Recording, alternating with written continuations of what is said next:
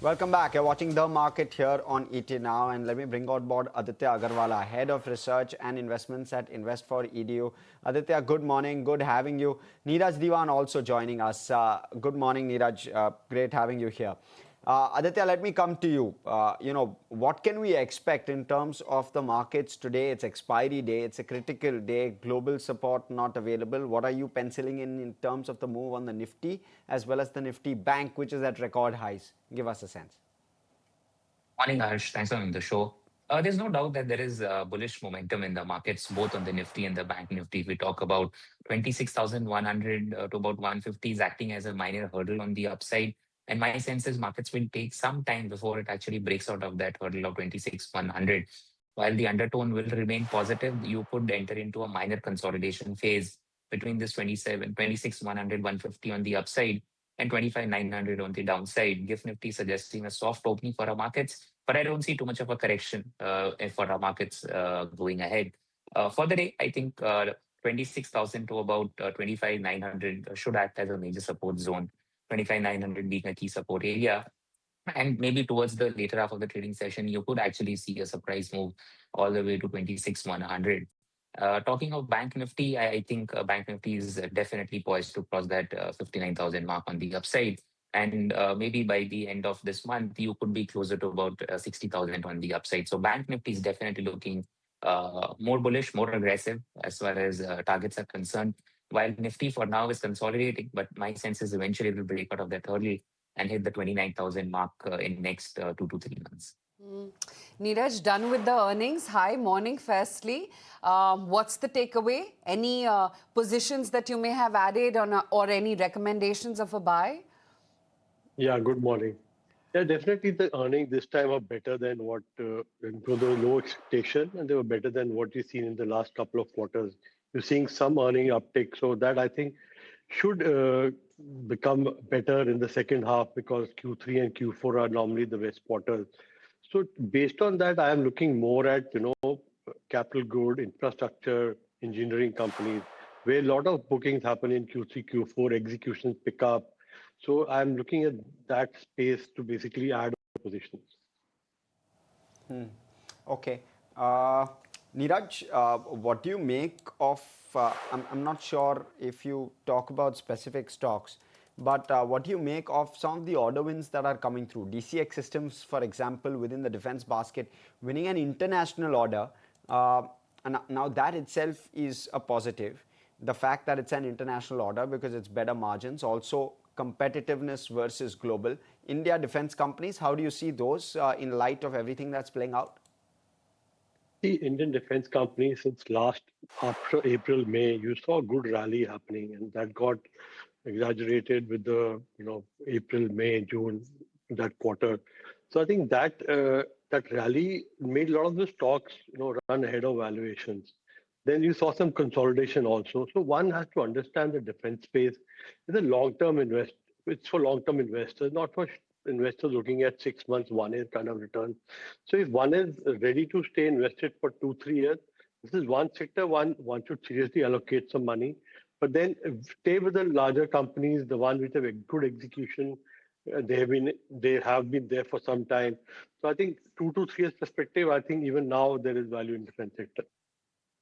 Okay. Big one because you've got 4,000 crore of domestic capex within the ports business, which they've allocated for FY26. They've virtually exhausted all of that through this acquisition, of course, 3,700 crore. It's a large one. It adds plenty of capacity to the 177 MT that JSW Infra already operates, and therefore could be substantial. And Neeraj, some of these ports companies, both JSW as well as Adani Ports, those are the two big ones. How are you looking at them as businesses? High capex, they're in the mode of consolidating. They're also going global. Plenty of opportunities opening up. How are you looking at these two businesses in terms of potential and current valuations? See, I'm looking at Adani Ports also. Last couple of years, the kind of guidance they've been giving on the EBITDA, on the debt levels, they've been able to maintain those guidances and they've been able to deliver. And I think they are definitely long gestation period businesses. But looking at the opportunities, the huge order that they have, and the execution is also picking up now. So I feel that, again, it's a long-term for long-term investor. Adani Ports and JSW Infrastructure. In the shorter term, definitely, if you look at JSW Infrastructure, the valuations look a little stretched as compared to Adani Ports. On the valuation front, maybe Adani Port looks better looking at the assets and looking at the execution and that they've been able to do. But I think longer term, even JSW Infrastructure has a good potential. Right. Okay, that's that on Adani Ports as well as JSW Infra. The one space which really came to the shore yesterday, I mean, not that it's not been a market darling in any case, is the capital market scene too. I mean, look at what was happening with Grow, the newly listed entity that managed to hit a 1 lakh crore rupee market cap club immediately soon after its listing. That said, you had names like a Sammaan Capital, Angel One, all these stocks were on a tearaway run. Kunal, on the charts, and we were chatting about Sammaan as well yesterday too. If you were to buy afresh, would you recommend that at these levels? Yeah, I think at current levels, it's a good strategy to go for a buy over here because the stock seems to be coming out of a major correction. And the time-wise consolidation has also happened for the stock for the last 4-5 years from 2020 thereabouts is where the stock has gone through a massive time-wise correction. So it looks like that at at current levels of 180, 185 thereabouts, the stock seems to have come out quite well. The volumes in the last 1 or 2 months has increased significantly for Sammaan Capital as compared to the volumes in the past. I think 5-6 quarters, where the stock had shown dismal volumes or disappointing volumes. From that perspective, also it indicates that there's a fresh lease of buyers who have entered into the stock price. So I think at current levels, I would suggest that the stock should have a decent room on the upside over the near term. 192 or 194 was the near term swing high for the stock. I believe that potentially in this leg of price uptrend, the stock should be able to scale past about those levels, even from a near term point of view. And what about these port companies, Adani Ports, JSW Infra? Are those at all on your list, Kunal? So yeah, Adani Ports specifically is because I think at those 1500 levels, about a week or so back, I'd recommended the buy on Adani Ports because my expectation was that the stock is coming out of a triangular pattern consolidation, and very few times you see Adani Ports leading from the entire Adani Group pack. In the last, I think, few weeks, the stock has managed to show signs of strength. It's come back into a breakout from those 1500 levels, maintained those highs for itself, looks quite strong, and I think if I'm not wrong, it's also very close towards a breakout of its lifetime high level. So I think in that perspective, it's one of the strongest stock from the Nifty pack. Aditya, these two-wheeler companies, right? TVS launched the new TVS Apache RTR 180 in Kenya, and there's this phenomenal move that Hero has made over the last 2 to 3 trading sessions. What do you make within this pack? What do you like, and what do you make of the move on Hero in particular, if you can give us a perspective? There's definitely no doubt about the fact that Hero has been one of the strongest movers within the two-wheeler pack of late. Not only last few days, but if you take a look at the last few months, Hero has actually scaled past those 5,500 mark and on its course to hit that 6,000 mark and beyond as well. So there's no doubt that within the two-wheeler space, Hero looks the most bullish as of now. The structure is really good there. 6,500 is something that we are looking at on the Hero Motocorp with a 5,600 on the downside support zone. But if you actually ask me, Bajaj Auto is something that can be the dark horse. That is one stock which has underperformed big time. And it's been going through a lot of consolidation. On the downside, 8,600 to about 8,800 is a good support zone. So if somebody is looking to buy now and hold for at least a year or so, my sense is Bajaj Auto can actually be a stock which can give you a move like Hero Moto had done some time back for a target of 11,000 to about 12,000 on the upside. So if I'm looking for a fresh entry and I want a decent upside, then Bajaj Auto is something that I would go for.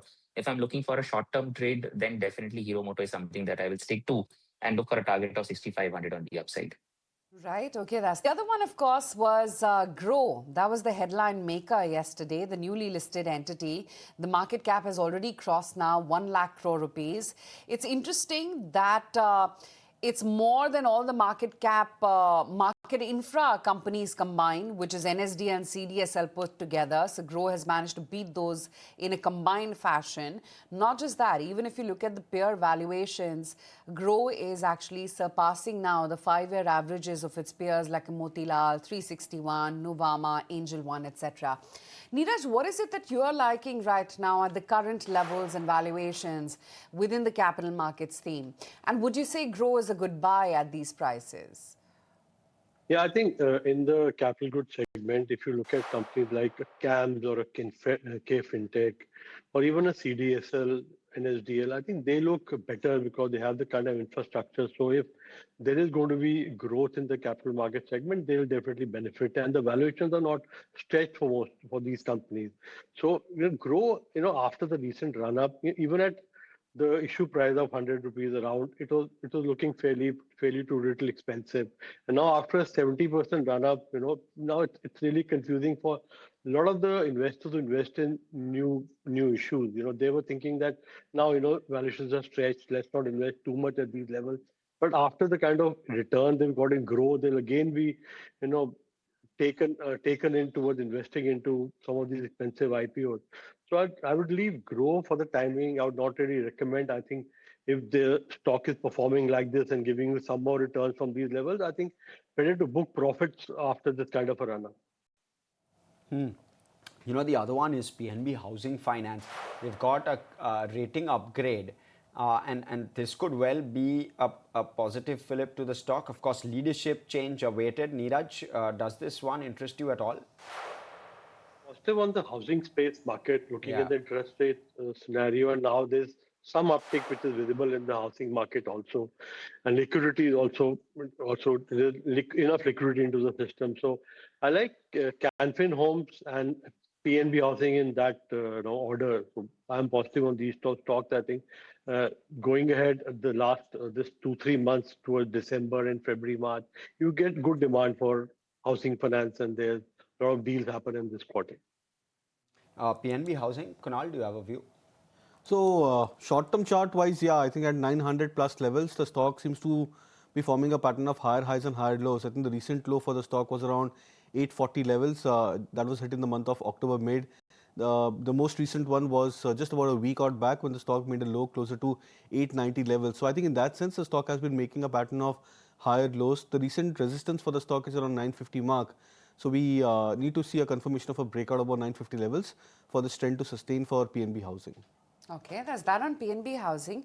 Yesterday, of course, other than, some of the consumption and auto names, what really held out was the entire new age tech pack. So be it a Policy Bazaar, be it an Eternal, all those names looked very good. Aditya, come in on the charts of an Eternal after that slight dip that it had sub the 300 rupee per share mark last week. It's finally spurt up. Where can the stock head next? And can it retest those sub 300 levels again? There's a possibility, Aisha. My sense is stock will first test levels of 320 on the upside to about 330. From there, stock might just continue to face some kind of a hurdle around those 320, 330 area. And again, come back to levels of 300, maybe 290 as well. Overall, my sense is stock will enter into a time-wise correction now and maybe some price correction as well. And once that is in the price, then maybe it will resume its uptrend. For now, I think for at least next 1 to 2 quarters, stock is not going to see any major upside movement. It's going to get stuck in that range between 330 on the upside and 300 on the downside. That is what I'm looking at. Okay. All right. Among other stocks which could be in focus, one is a Fairchem. They're looking at a buyback to be considered on 20th of November. It's a relatively smaller company, sub 1,000 crore, but you want to keep your eye out on that one. WPIL. 426 crore order win. This is a company which manufactures pumps, roughly 4,000 crore in market cap. So this is relatively larger for a company of that size. And JSW Energy, where Pritesh Vinay has stepped down as the Director of Finance after spending nearly 13 years with the company. So all of those also on the list or on the radar with regard to some of the stocks which could be in news. Any of the defense counters, Kunal, that you're liking at this point? Yeah, I'll still stick with the likes of BEL, which is one of the stronger ones from the entire defense pack. Then you can look out for names like Bharat Dynamics and Mazagon Dock, these stocks have started to show signs of strength. GRSE, I think, is something which has managed to give a very good breakout. I think the last couple of days led by excellent volumes. The stock coming out of a massive congestion zone or a consolidative band in terms of the range. So that's another name to look out for. There are few names which are looking attractive. HAL is the only one which I think has struggled in the last few days. There was a correction post, I think results, etc. for the stock price, where it had fallen from 4,900 levels thereabouts towards 4,600, 4,650 levels. So it's still trying to consolidate into this band. Maybe HAL could consolidate over here for another couple of days or a week or so before the stock finds its mojo back again. I think in terms of the near-term trends, BEL is one of the strongest ones, followed by the likes of Bharat Dynamics, Mazagon Dock, as well as GRSE. Right, okay, that's the take coming in right now in the defense pack. Neeraj, where is it that you stand on the entire defense story and whether there's opportunity to buy into any individual pocket right now? I think, for a 2 to 3 years perspective, I'm positive on defense. So shipbuilding companies is one which I like. So Mazagon Dock is one company which I like in that category. And the other company, something like a BEML, which is in defense and railways, metro. So it's doing, both the segments are a good segment. They are getting good orders over the 2 to 3 years period. The execution pipeline is very strong for them. So BML in that space and in the shipbuilding, Mazagon Dock is one which I like. Okay, GE Shipping, Mazagon Dock, that seems to be a favorite right now. Just looking at the market texture yesterday, and the good thing is that once again, you saw that turn play out within banks. While the Nifty Bank did very well, there were names like Kotak actually, which were some of the hefty contributors, along with, of course, some of the other smaller ones and private banks as well. But Aditya, on the charts, Kotak, of course, the excitement is around the stock split that the board is going to be mulling later this month. But do you see the stock headed higher? Yes, Aisha. In fact, two names along with Kotak. I would like to add Axis as well to this list. Let's first talk about Kotak. I think stock is poised to test levels of 2,200 on the upside. They did bits of correction and then consolidation, and now it's finally headed higher.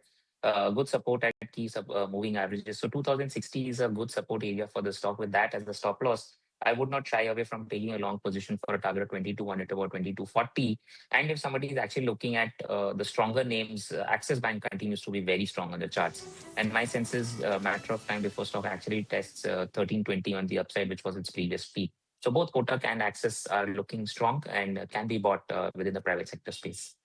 Kunal, what's your reading of the banking constituents right now? Where is it that you see leadership emerge? Any set of stocks? Or can you actually distinguish between the private banks and PSBs? I think the leadership is definitely with PSU banks. It's still with PSU banking Okay. index. Yeah, because you look at yesterday's rally. It started off with SBI and Bank of Baroda showing signs of breakout, and then followed mid-session or second half. You saw the likes of HDFC Bank showing signs of short covering. Axis Bank in between was one of the ones which started to show signs of recovery. Kotak Bank started to show signs of recovery, but then the stock I think ebbed off from the intraday highs of 2120 thereabouts. So it indicates that the major part of the rally sustained because of the PSU banking index. Now you look at the relative scale. The last time when we were at 26,000 mark for the Nifty towards the current time when we are at 26,000 mark for the index, the best performing sector in that sense is the PSU banking index, which I think, if I'm not wrong, is up 12 to 12.5%. So that tells you that even at same levels for the indices, the PSU banks have done reasonably well. Now we need to see evidences that the large cap private sector banking stocks make a comeback and make a very strong, formidable offsetting, with respect to the PSU banking names gain. So I think in that sense, I would probably wait out for the point where the likes of ICICI Bank, HDFC Bank, they come out of their ranges and then they show signs of a breakout. As of now, if you ask me, it's only PSU banking names. Well, only PSU banking names. The other big thing which could likely play out, Neeraj, is the fact that there could be a trade deal and we're close to it. And that's at least what early indications seem to suggest.